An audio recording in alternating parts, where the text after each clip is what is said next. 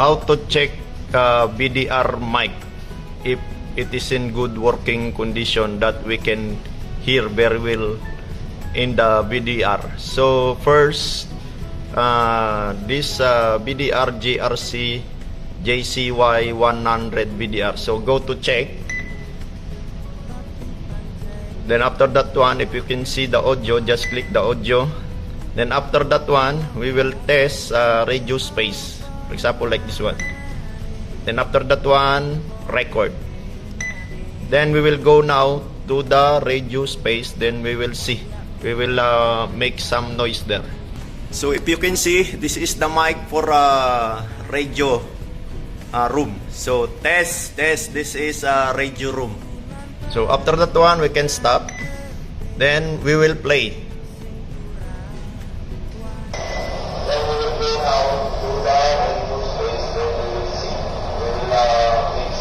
You can see, we hear my voice even I'm here in the BDR part.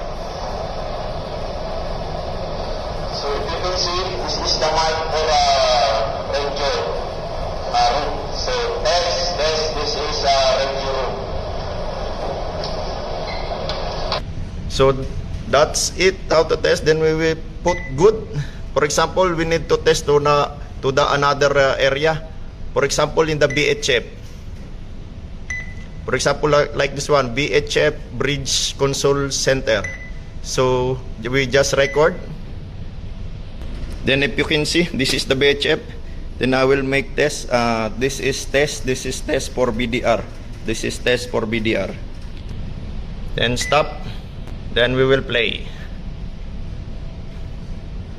This one is from BHF.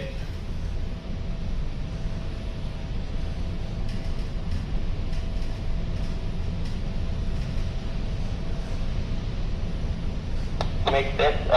You can see. This is test for BDR. This is test for BDR.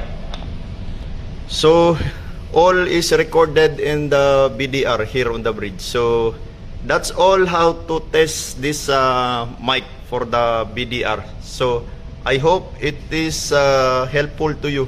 Thank you.